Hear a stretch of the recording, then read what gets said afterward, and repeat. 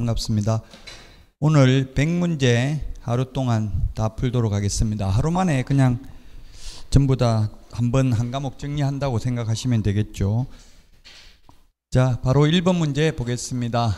1번, 옳은 것은 몇 개인가? 실제 시험에서는 몇 개인가 보다는 기억, 니은 이런 걸 예시를 줄 겁니다. 조금 그래서 어렵다고 봐야 되겠죠. 기억은 우리 암기 프린트 1번에 있습니다. 공신력 제고가 아닙니다. 공인중개사의 업무 등에 관한 사항을 정하여 그 전문성을 제고합니다. 전문성 제고인데 공신력 제고 X. 부동산 중개업을 건전하게 육성하여 국민경제에 이바지하는 것은 맞습니다. 자, 휴업기간 변경신고는 가능합니다. 전자문서. 휴업 폐업은 전자문서 안 됩니다. 반납하러 가야 됩니다. 자, 그 다음에 등록 기준과 가태료 기준은 대통령령입니다. 국토교통부령 X입니다. 자, 그 다음에 업무정지, 자격정지, 개별 기준은 국토교통부령 맞습니다. 자, 그 다음에 무등록 중개업자에게 의뢰를 허해도 의뢰인은 처벌 대상 아닙니다. 무등록 중개업자는 3년 이하의 징역이나 3천만 원 이하의 벌금이지만 무등록 중개업자에게 의뢰를 한 의뢰인은 처벌 대상 아닙니다. 무등록 중개업자는 처벌하지만 업자가 아니라 우연한 기회에 한두 번 중개를 해주고 과다하지 않는 보수를 받는 것은 불법이 아닙니다. 업으로 한 게 아니고 우연히 한두 번 했다면 무자격자도 중개는 해도 됩니다. 인장 등록, 변경 등록 모두 전자문서 가능합니다. 옳은 것, 그래서 4번이 정답이 되겠습니다. 1번이 좀 어렵습니다. 어렵지만 한 번쯤은 다 챙겨봐야 될 내용이니까 틀린 것들은 확인을 해 보셔야 되겠죠. 요약집이나 기본서를 찾아서. 자, 다음은 2번 문제 보도록 하겠습니다. 옳은 것은 했는데 옳은 것 1번 공인중개사법에 의해서 자격을 취득한 자를 공인중개사라고 하죠. 개업 공인중개사라고 하는 게 아니라 공인중개사. 요건 감평 기출문제입니다. 감정평가사 기출문제. 그 다음에 20톤 이상 선박은 중개대상물이다 했는데 20톤 이상이든 20톤 미만이든 다 중개상물 아닙니다.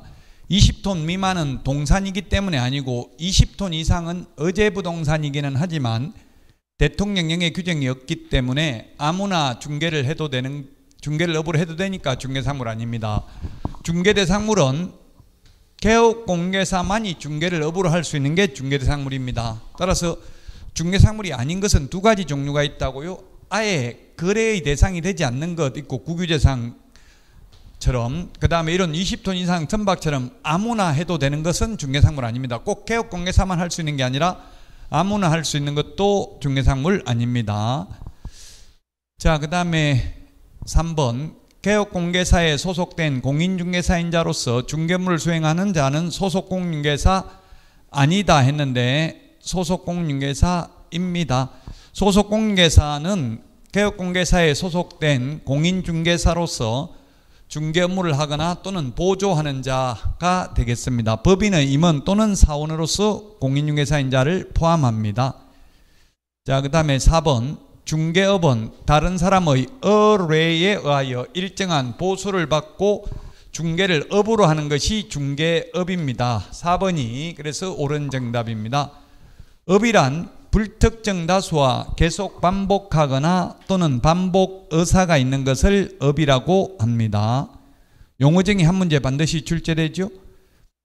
여기 있는 문제가 그대로는 안 나오지만 이 파트에서는 시험에 나온다는 이야기입니다. 그러니까 정확하게 숙지를 하시면 되겠습니다. 5번 중개보조원이란 공인중개사가 아닌 자로서 중개업을 하는 자를 말한다. 보조원은 중개업은 안 되죠.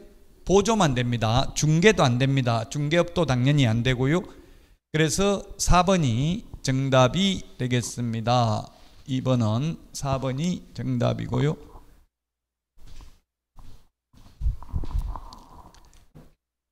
자, 다음은 3번 문제 보겠습니다.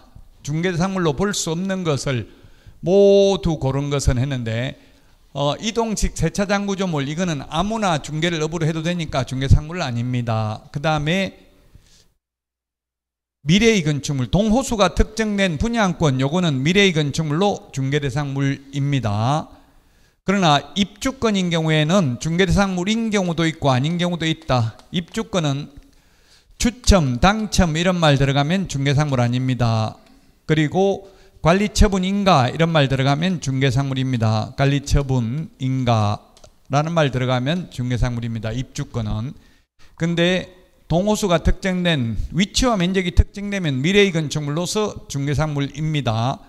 자, 대토권, 이주자 택지를 공급받을 수 있는 지위, 대토권은 전매하면 안 됩니다. 불법입니다. 그래서 중개상물 아니고요. 그 다음에 이 영업용 권리금, 이 권리금은 아무나 해도 됩니다. 그래서 중개상물 아닙니다. 그 다음에 금전채권 아무나 해도 됩니다. 중개상물 아닙니다. 아닌 걸 골라라고 했으니까 4개입니다. 4개. 5번이 정답이 되겠습니다. 금전채권은 아무나 중개를 업으로 해도 상관없다. 중개대상물이란 개업공개사만이 중개를 업으로 할 수 있는 대상물이 중개대상물이 되겠습니다. 그래서 5번이 정답이 되겠고요. 자, 용어정의 중개대상물 지금 3번까지 시험에 지금까지 한 게 2문제 나와요. 1번은 안 나올 수도 있죠. 목적입니다. 목적 1번이. 2번 용어정의, 3번 중개상물. 이제 4번 공인중개사 제도입니다. 각각 목적은 안 나올 수 있지만 나머지 2번부터 4번까지는 한 문제씩 출제된다. 이대로는 안 나오더라도 이 파트에서 나온다는 이야기입니다. 자, 4번 틀린 것입니다. 틀린 것. 국토부 장관은 인터넷을 이용한 표시광고가 법령을 준수하는지 여부를 모니터링할 수 있다. 그래서 지금 현업에 연수교육을 해보니까 개업공개사님들이 거의 지자체별로 1년에 한 달에 보통 한 서너 건씩 500만 원 과태료를 받고 있다더라고요. 그 어떻게 적발되냐면 이게 모니터링 기관에서 연락이 온대요. 등록관청으로. 그럼 등록관청에서는 조사할 수밖에 없대요. 허위매물, 특히 허위매물 거래 완료되는데 올려놓은 거 계속 이런 거 모니터링하고 있다는 이야기입니다. 그래서 국토부 장관이 모니터링할 수 있습니다. 시험에 바꾼다면 시도지사가 모니터링할 수 있다. 등록관청이 모니터링할 수 있다 하면 X입니다. 2번 국토교통부 장관은 모니터링을 위하여 필요한 때에는 정보, 통신, 서비스 제공자에게 관련 자료의 제출을 요구할 수 있다. 이 경우 관련 자료의 제출 요구받은 정보, 통신, 서비스 제공자는 정당한 사유가 없으면 이에 따라야 된다. 예, 정당한 사유 없이 따르지 않는 경우에는 100만 원 이하의 과태료 X입니다. 500만 원입니다. 그래서 3번입니다. 협회와 정보통신 서비스 제공자에 대한 제재는 오로지 500만 원 이하의 과태료밖에 없습니다. 거래정보사업자도 500만 원 이하의 과태료인데 단 거래정보사업자는 거짓 정보 공개하면 1년 이하 입증액이나 1000만 원 이하의 벌금 그리고 지정을 취소할 수 있습니다. 그러나 정보통신 서비스 제공자 즉 다방, 직방, 네이버 부동산 이런 데가 되겠죠. 뭐 호객노노 이런 거 돈 받고 매물 올리는 거 이런 것들이 500만 원 이하의 과태료가 되겠습니다. 500만 원 이하의 과태료. 3번이 틀린 정답입니다. 자, 그 다음에 4번 국토부 장관은 모니터링 결과에 따라 정보통신 서비스 제공자에게 이 법 위반이 의심되는 표시광고에 대한 확인 또는 추가정보의 게재 등 필요한 조치를 요구할 수 있다. 이 경우 필요한 조치를 요구받은 정보통신 서비스 제공자는 정당한 사유가 없으면 따라야 되고 따르지 않는 경우 정보통신 서비스 제공자는 오직 500만 원 이하의 과태료다. 협회도 오직 500만 원 이하의 과태료. 거래정보사업자도 100만 원 이하의 과태료는 없습니다. 왜냐하면 다 법인들이잖아요. 법인. 돈이 개인보다는 돈이 더 많겠죠. 그래서 100만 원이 아니고 다 500만 원 이하의 과태료입니다. 이게 뭐 100문제 특강이라고 해서 신선하고 충격적이고 이때까지 한 번도 안 들어본 내용이 나오는 건 아닙니다. 어차피 시험이 한 번도 안 들어본 것만 시험에 나오는 게 아니기 때문에 그래서 알고 있는 걸 그냥 하루 만에 정리하신다고 생각하시면 되겠습니다. 자, 그 다음에 5번입니다. 5번 등록. 이거 시험에 이것도 뭐 출제될 확률이 90% 이상이죠. 옳은 것입니다. 등록 기준입니다. 암기 프린트는 3번에 있습니다. 소속 공인중개사는 등록 신청할 수 없습니다.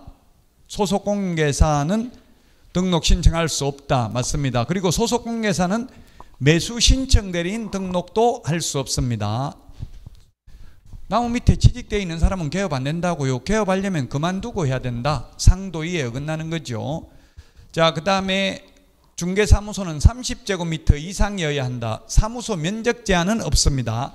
일종건생이면 30제곱미터 미만이라도 가능합니다. 그래서 면적 제한은 없다. 중개사무소 면적 제한은 없고 소유권을 반드시 확보해야 되는 것만은 아니고 사용권을 확보해도 된다. 임대차 나무 건물에도 개업할 수 있다. 자, 그 다음에 디귿. 그래서 이건 틀렸습니다. 30제곱미터 이상이어야 된다. 이것 때문에 디귿. 전형적인 기출문제 패턴이 이렇게 기역, 니은, 디귿 이렇게 나오는 패턴입니다. 자, 그 다음에 법인이 등록하려면 상법상 회사 또는 협동조합 기본법에 따른 사회적 협동조합으로서 5천만 원 이상이어야 된다. 사회적 협동조합은 X입니다. 사회적 협동조합은 영리법인이 될 수 없습니다. 자본금은 지금 현재는 5천만 원 이상이어야 되는데 9월 중에 삭제될 예정입니다. 어쨌든 요거는 시험 보기 전에 확정되면 다시 한번 말씀드리도록 하겠습니다. 어쨌든 사회적 협동조합이라고 해서 틀렸죠? 자본금은 상관없이. 그래서 옳은 것은 1번이 정답이 되겠습니다. 1번이 옳은 정답입니다. 등록 기준 시험에 나올 확률 최소한 90% 이상입니다. 암기 프린터는 3번에 있죠. 법인의 등록 기준. 자, 그래서 1번이 정답이 되겠고요. 자, 다음은 6번입니다. 3년 이하의 전액이나 3천만 원 이하의 벌금에 해당하지 않는 것은 몇 개인가 이렇게 되어 있는데 부당한 이익을 얻거나 제3자에게 부당한 이득을 얻게 할 목적으로 거짓으로 거래가 완료된 것처럼 꾸미는 등 시세에 부당한 영향을 주거나 줄 우려가 있는 행위. 암기 프린터 21번에 보면 3년에 3천만 원이 무부관직상투 관직상투 시공시인데 시공시 이게 시입니다. 시인데 요 앞에 있는 시네요. 개공 등이 이렇게 거짓으로 계약이 성립된 것처럼 꾸미는 것. 그 다음에 니은은 뭐냐면 시공시할 때 공입니다. 공동중개 제한 왕따 시키는 겁니다. 왕따 시키는 거 3년에 3천만 원 맞고요.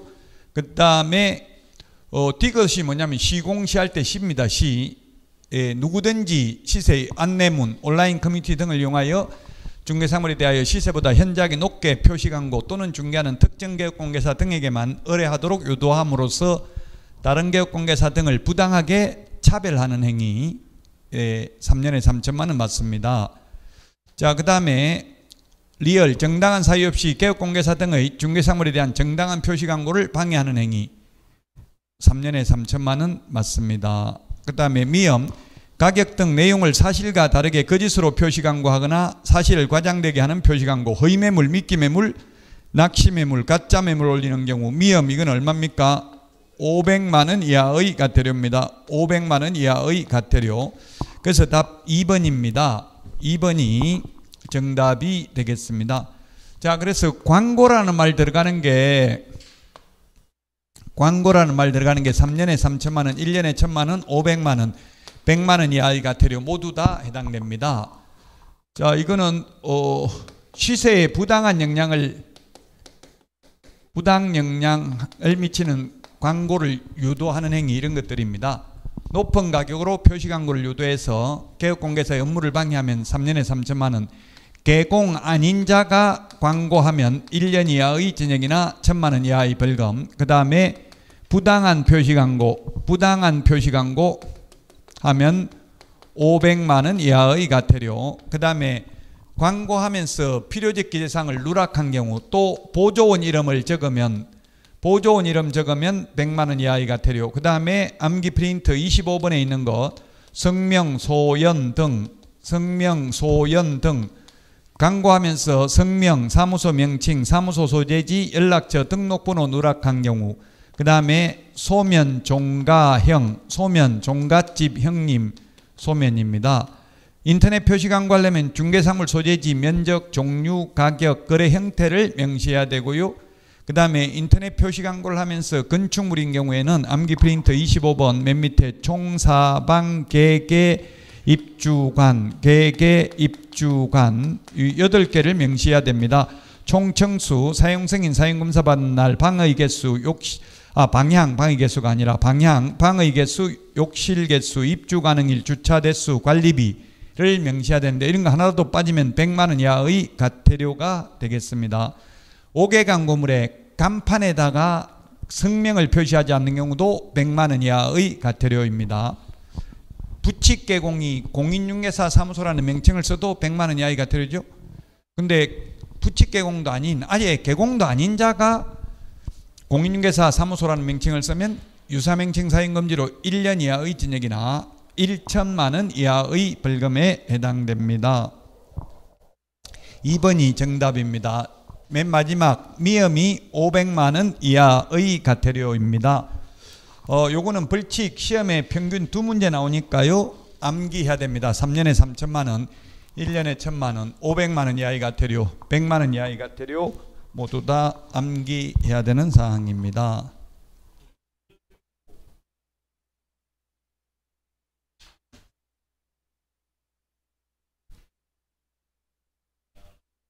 정당한 사유 없이 개업공개사 등의 예를 들면 그렇죠. 그 시세 부당 예를 들면 5억에 올려놨는데 옆에 아파트 10억인데 왜 우리 아파트는 5억에 올려놨냐? 우리 아파트도 10억에 올리라. 안 그러면 이용 안 하겠다. 방해하는 거잖아요. 업무를. 예, 그래서 3년 이하의 징역이나 3천만 원 이하의 벌금입니다.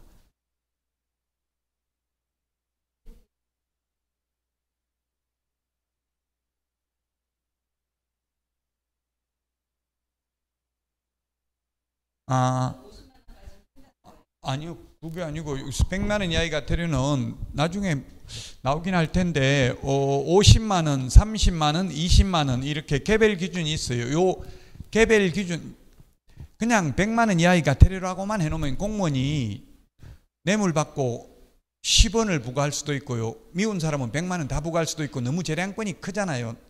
그래서 재량권을 남용하는 걸 방지하기 위해서 어떤 건 50만 원, 30만 원, 20만 원 이렇게 정해놓고 이 기준금액의 2분의 1 범위 내에서만 공무원이 재량권을 행사할 수 있어요. 만약에 50만 원이라고 돼 있으면 공무원이 25만 원을 더 때려서 75만 원까지만 부과할 수 있고 또 줄여주더라도 25만 원 줄여줘서 25만 원에서 75만 원까지만 재량권을 행사할 수 있다는 이야기예요. 개별 기준. 그 개별 기준이 대통령령에 있다고 했죠. 과태료는. 아까 업무정지 자격정지는 국토교통부령에 있다고 했고요. 1번 문제에서 개별 기준, 그 위반 행위에 따라서 개별 기준을 대통령령에 정해놓고 왜냐하면 판사들도 마음대로 판결하는 게 아니라 판사들로도 대법원 양형 규정이 있어요. 같은 사기죄라도 사기를 이렇게 사기하면 얼마다 이런 게 정해져 있다고요. 무조건 똑같은 게 아니고 우리 징역이 지금 3년 이하의 징역이나 3천만 원 이하의 벌금이면 무조건 3년이 아니라 뭐 위반하면 얼마 이런 게 있어요. 그럼 그 판사도 양형 기준의 2분의 1 범위 내에서만 장량 감형할 수 있어요. 장량 감형이라고 해요. 이거 인터넷에 치보면 나올 텐데 장량 감형. 판사도 자기 마음대로 무조건 줄여줄 수 있는 게 아니라 그 양형 기준의 2분의 1 범위 내에서만 줄여줄 수 있다고요. 그래서 우리 공무원들도 2분의 1이 있고 범위가 5분의 1이 있습니다. 5분의 1. 부동산 거래 신고 등에 관한 법률은 5분의 1 범위 내에서 늘리거나 줄 수도 있죠. 10% 과태료 이런 거는. 됐습니까? 네. 네, 틀린 말이에요. 그 인터넷에 쳐봐야 돼. 벌금은 쉽게 말하면 전과자의 전과자, 판사가 선고하는 거고요. 과태료는 일단 행정관청에서 부과하잖아요. 이천시청이 주처 위반하고 이러면 이천시청에서 부과를 하잖아요. 달라요. 판사가 물론 과태료도 이의신청을 하면 그 재판사가 합니다만은 처음에는 일단 행정청에서 부과하죠. 근데 벌금은 저도 동창회에서 벌금 내라 하고 아니면 친목회에서 이 공인중개사 개업공개사 친목회에서 저보고 친목회장이 벌금 내라 하더라고요. 왜냐하면 비회원하고 인사했다고 눈도 마주치지 말라고 했는데 악수했다고 벌금 100만 원 내라 하더라고요. 제가 그래서 야 네가 판사냐? 판사가 벌금을 쓴 거 벌금은 판사가 선고하는 거죠. 과태료는 원칙적으로 행정청에서 먼저 부과를 하고요. 그 과태료에 불복해서 소송을 하면 재판받으러 가야 되죠. 과태료도 또 못 때려요. 가태료하고 형벌하고 질서벌은 병과하지 않습니다. 같은 형벌도 병과하지 않아요. 3천만 원도 부과하고 1천만 원 부과하고 두 개 다 부과하는 거 없습니다. 이 둘 중에 징역하고 벌금도 병과하는 거 없습니다. 둘 중에 하나만 부과합니다. 가태료끼리도 500만 원 가태료 부과하고 100만 원 가태료 부과하는 것도 없습니다. 둘 중에 하나만 합니다. 근데 가태료 부과되고 행정처분 업무정지되는 것도 없습니다. 가태료와 업무정지도 병과하지 않습니다. 근데 가태료하고 행정처분 병과할 수 있습니다. 운영규정을 위반하면 거래정보사업자 지정을 취소할 수 있고 또한 500만 원 이하의 가태료를 병과할 수도 있습니다. 넘어가겠습니다. 7번입니다. 조금 여기 6번 같은 거는 조금 실제 시험보다는 지문이 보기가 많은 거고요. 실제 시험, 이게 실제 시험 패턴이라고 전형적인 게 이렇게 보기에 3개 아니면 4개 이렇게 나옵니다. 그래서 기억, 니은 이런 식으로 해서 나오는 게 거의 19문제 작년에 출제됐습니다. 등록에 대해서 옳은 것입니다. 피특정 후견인은 등록할 수 없다 했는데 피특정 후견인은 등록할 수 있습니다. 피성년 후견인, 피한정 후견인은 등록 못하죠. 피특정 후견인은 결격사유 아닙니다. 자, 그 다음에 집행유예는 유예기간 플러스 2년간 결격사유죠. 네, 이게 개정됐습니다. 올해 개정됐으니까 니은 중요합니다. 자, 그 다음에 사회적 협동조합 아까 안 된다고 했잖아요. 사회적 협동조합은 영리법인이 될 수 없다. 사회적 협동조합은 제외합니다. 그래서 2번이 정답이 되겠습니다. 2번 옳은 것 2번입니다. 요게 기출문제 전형적인 패턴입니다. 요 패턴을 꼭 익히셔야 됩니다. 기출문제는 제가 아까 몇 개인가 이렇게는 시험에 잘 안 나옵니다. 물론 과거에 몇 개인가가 4문제 나온 적이 있어요. 가장 어렵게 나왔을 때. 근데 올해는 제가 볼 때는 쉽게 나올 개연성이 높습니다. 강사가 자기 과목 쉽게 나온다는 말은 절대 안 합니다. 하면 책임져야 되거든요. 네 말 믿고 했다가 다 틀렸다 이렇게 나온다고요. 그럼 무조건 내 과목은 어렵게 나올 가능성 많다 이렇게 말합니다. 사실. 근데 저는 위험을 무릅쓰고 올해는 좀 쉬울 가능성이 높다. 빅데이터에 의하면, 왜냐하면 접수 인원이 작년에 비해서 한 9만 명 줄어들었다. 접수 인원이 줄어들면 뽑는 인원은 거의 비슷하거든요. 그럼 상대적으로 좀 쉽게 낼 개연성이 있는 거지. 제가 또 쉽게 냈다고 낼 가능성이 있다고 해서 공부 안 하라는 뜻은 아니에요. 열심히 하면 합격할 수 있다는 이야기에 쉽게 나올 가능성이 있으니까. 아직 출제도 안 돼 있기 때문에 어떻게 나올지는 아무도 모릅니다. 2번이 정답이 되겠습니다. 최선을 다하시면 2차 과목은 지금 해도 충분히 가능하다는 이야기입니다. 자, 8번입니다. 중개사무소 개설 등록과 매수 신청 대리인 등록에 대해서 바르지 못한 것입니다. 비교를 해야 됩니다. 이거 중개사무소 암기 프린트 56번에 1번하고 3번 비교하는 것입니다. 매수 신청 대리인 등록할 때는 미리 보정 설정합니다. 3번에 56번에. 그러나 중개사무소 개설 등록할 때는 무등록 중개업자는 보험 가입이 안 됩니다. 왜 그렇겠어요? 무등록 중개업자가 보험이 가입되면 자격도 없는 사람이 손님 오면 자 보험 서울보증보험에서 보험 들어놨다. 내가 사고치도 다 물어주니까 걱정할 필요 없다. 이러면 국민들이 불측의 피해를 당할 가능성이 있죠. 그래서 무등록 중개업자는 가입이 안 돼요. 보험을. 그래서 무등록 중개업자가 손해 입혀도 보험금 못 받죠. 그래서 미리 가입 못 한다고요. 등록 후에 해야 됩니다. 등록 후. 그러나 매수 신청 대리인 등록은 미리 한다는 거. 요거 암기 프린트 56번에 1번하고 3번을 비교하는 겁니다. 자, 그 다음에 공인중개사는 등록 신청할 수 있지만 매수 신청 대리인 등록은 못 한다. 그렇습니다. 맞나? 소공이 아니고 그냥 공인중개사. 지금 뭔? 아니 근데 그러니까 소공도 공인중개사. 근데 소공은 그 소공은 안 되는데 소공은 취직돼 있는 사람은 하려면 그만두고 해야 된다고. 소공은 자격증 따가지고 취직한 사람이고 그냥 공인중개사는 단순히 그냥 자격증만 취득한 사람이에요. 물론 자격증 취득해가지고 취직하면 소속공개사도 자격증은 있지만 그걸 공인중개사라고 부르진 않는다고 용어정의에서. 법학과 나와가지고 2차만 하는데 심히 걱정이 돼서 걱정되는데.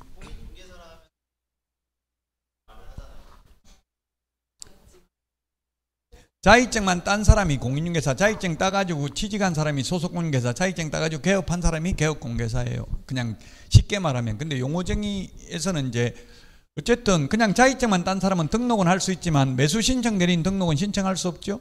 매수신청 대리인 등록은 누가 할 수 있어요? 개공인데 부칙개공은 안 되죠. 부칙개공은 안 돼요. 반드시 중개사무소 개설 등록을 한 사람만 매수신청 대리인 등록이 가능해요. 좀 논리적으로 보면 불합리할 수 있어요. 저도 그래서 사실은 그냥 자격증만 따도 중개업은 안 하고 그냥 매수신청 대리만 하고 싶은 사람 하게 해달라 하는데 법원 행정처에서 인정해주지 않는 거예요. 가급적이면 못하게 하려고. 맞는 말입니다. 2번. 3번. 소속공인중개사는 등록 신청할 수 없고 매수신청 대리인 등록도 할 수 없다. 기출문제 나왔던 지문입니다. 3번. 소공이 중개사무소 개설 등록하려면 그만두고 해야 되고요. 그 다음에 중개사무소 개설 등록을 해야 매수신청 대리인 등록이 가능한 거죠. 그래서 3번도 맞습니다. 4번이 정답입니다. 4번이 정답인데요. 중개사무소 개설 등록을 한 자가 보정 설정을 한 여부를 확인하고 7일 이내 등록증을 교부해야 된다. 7일이 아니고 등록증 교부는 지체 없이입니다. 등록 처분 통지는 7일입니다.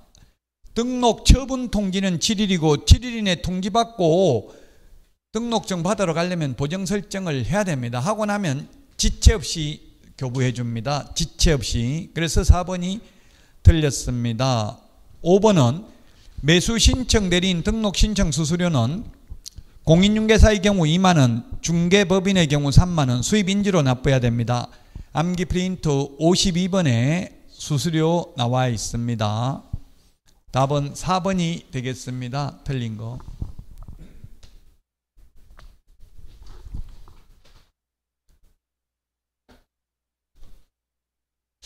9번입니다. 9번. 주택을 중개하는 경우에 설명해야 될 사항이 아닌 것. 이게 감정평가사 기출문제입니다. 이게 감평기출문제인데요. 기권, 예공, 상태, 환지세인데 답은 공시가격 설명하라는 말 없습니다. 공시가격 설명하라는 말 없고 거래 예정금액을 설명하라고 되어 있죠. 거래 예정금액.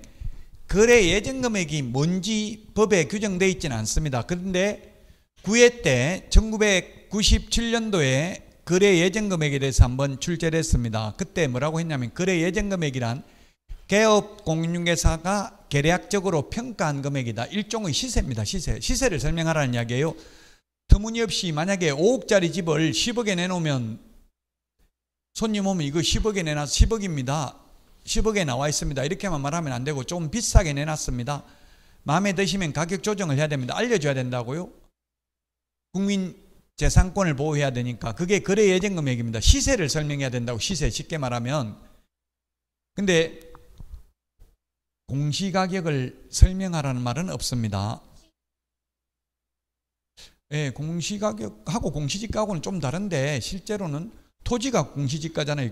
공시가격은 주택 공시가격은 조금은 다른데 거의 비슷한 개념이에요. 그냥 어쨌든 좀 그 공간정보 구축 및 관리 등 그 법에는 개별 공시지가, 표준지 공시지가, 뭐 공시가격, 주택 공시가격이 조금씩 다르죠. 다르기는. 근데 조금 다르긴 한데 거의 뭐 사실상 비슷한 내용이 정부에서 다 발표하는 거니까. 근데 공시가격을 또 설명하라고는 돼 있지 않지만 설명서 서식에 기재는 해야 돼. 기재는. 그래서 이게 좀 어려워요. 이게 제가 말장난한 게 아니라 간평기출문제라고요. 간평기출문제. 그래서 공시가격은 설명을 할 필요는 없지만 설명서 서식에 기재는 또 해야 된다고요. 그리고 또 이 취득시 부담할 조세의 종류 및 세율 요거는 확인 설명은 해야 됩니다. 그러나 매수 신청 대리 확인 설명에는 취득 관련 조세를 설명하는 게 아니라 취득시 부담할 권리관계를 설명해야 됩니다. 유치권, 분묘기지권, 법정지상권, 매수 신청 대리에서는 암기 프린터 34번에 있나요? 설명해야 될 거. 매수 신청 대리 34번 맞아요? 네, 34번에 그게 취득함에 따라 인수해야 되는 권리, 유치권 이런 거 설명해야 된다고요. 취득 관련 조세, 세금을 설명하는 게 아니고 매수 신청 대리는 취득 관련 조세가 아니라고요. 자, 그래서 이 확인 설명해야 될 사항하고 전속 중개계약 시 정보 공개해야 될 사항 비교해서 암기해야 된다. 암기 프린트는 5번, 6번에 있습니다. 5번, 6번. 지금 하는 내용이 이때까지 안 들어보고 태어나서 처음 들어보는 거 없어요, 사실. 신선하고 충격적이고 뭐 특강하셔. 아, 그럼 다행이네. 저는 또 이게 특강 들었는데 맨날 하던 거 또 한다, 짜증나 죽겠다 이렇게 할까봐. 그게 그래야 정상이라고요. 맨날 이거 하는 거 똑같은 소리, 헛소리 자꾸 하니까 짜증나 죽겠다 이렇게 돼야 합격한다고요. 신선하고 충격적이면 내년에 또 해야 돼. 그리고 신선하면 안 된다고요. 다 알던 거 그냥 짜증난다, 맨날 했던 소리 들어서 이제 막 짜증나 죽을 정도로 지겹다 이렇게 돼야 돼요, 합격하려면. 10번입니다. 10번. 바르지 않는 것은 틀린 것입니다. 보조원에 대해서. 자, 개업공개사는 소속 공인중개사 또는 보조원을 고용한 경우 업무 개시 전에 신고해야 된다. 요거 1번, 2번 시험에 아주 많이 출제됐습니다. 고용신고는 업무 개시 전에, 고용관계 종료신고는 사후 10일 이내입니다. 반대로 해서 문제 많이 냅니다. 이거 시험에 아주 많이 나왔던 지문이고요. 그 다음에 보조원으로 근무하려면 직무교육 받아야 되고, 소속공인중개사는 소공, 개공은 2년마다 연수교육 받아야 되죠. 현업에 종사하는 분들 2년마다 받아야 됩니다. 자, 그 다음에 4번 고용인이 직원입니다. 직원은 두 가지 종류가 있죠. 자격증 따서 취직한 사람은 소공, 자격증 없이 취직한 사람이 보조원입니다. 이걸 고용인이라고 합니다. 고용인의 모든 행위가 아니라 무슨 행위? 업무상 행위는 그를 고용한 개업공개사의 행위로 보죠. 그래서 직원이 행정형벌 사유에 해당하는 위반 행위를 한 경우에는 사장에게도 해당 조에 규정된 벌금형을 부과할 수 있다. 해당 조에 규정된 벌금형입니다. 3천만 원 이하의 벌금에 해당되어서 직원이 3천만 원 벌금 받아도 사장은 300만 원 받을 수도 있다고요. 동일한 액수의 벌금형에 처한다. 시험에 X로 출제됐습니다. 해당 조에 규정된, 같은 조나 해당 조나 같은 말이잖아요. 그 조에, 그 조문에 규정된 벌금형에 처한다. 3천만 원 이하이기 때문에 직원이, 통상 판례를 보니까 직원이 3천만 원 받으면 사장은 보통 한 300만 원 10분의 1 정도 부과하더라고요. 왜냐하면 사장이 잘못한 게 아니잖아요. 직원이 잘못했으니까.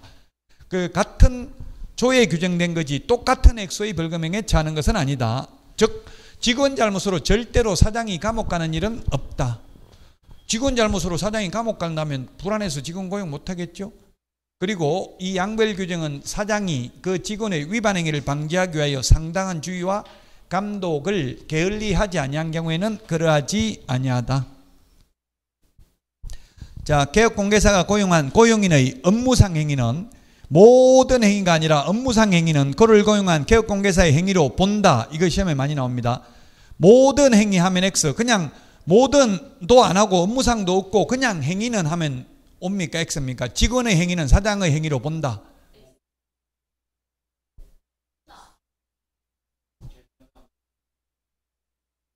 그럼 다시 그러면 직원의 행위로 재산상, 그게 아니고 직원의 행위는 업무상 빼고 그냥 행위는 사장의 행위로 본다.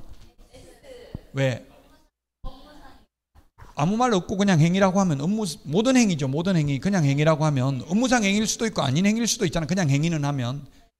어렵게 내면 업무상을 빼버리고 행위는 이렇게 하고, 쉽게 내려면 모든 행위는 이렇게, 모든 행위도 X고 그냥 행위도 X예요. 업무상이라는 말이 반드시 들어가야 된다고요. 그냥 행위는 하면 업무 아닌 행위도 있잖아요. 추정한다는 말은 없습니다. 공인중개사법에서는, 민법에는 추정한다가 있지만, 그래서 공인중개사법은 본다, 딱 요거 하나밖에 없습니다. 여기 하나, 이거 시험에 잘 나옵니다. 모든 행위가 아니라 업무상 행위는 그를 고용한 개업공개사의 행위로 본다. 따라서 고용인의 고의가실, 기책 사유 없이 발생한 의뢰인의 재산상 손해에 대해서도 그를 고용한 개업공개사가 손해배상 책임을 부담한다. X입니다. 자, 이게 뭐냐면 5번이 답인데요. 5번.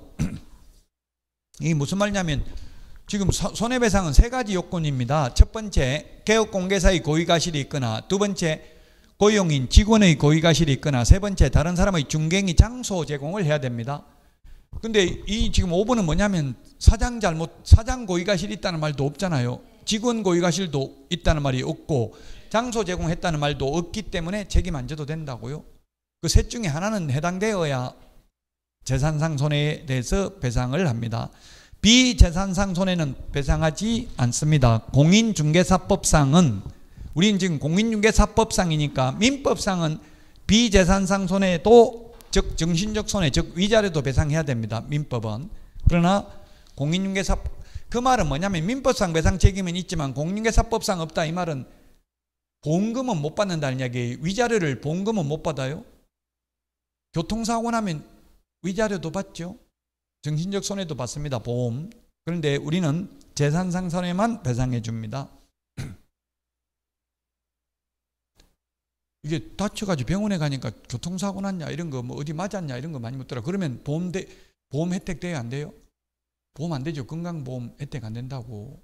자동차 보험이나 맞았다고 하면. 그래서 제가 그냥 다쳤습니다. 이렇게 해야 보험이 되더라고요.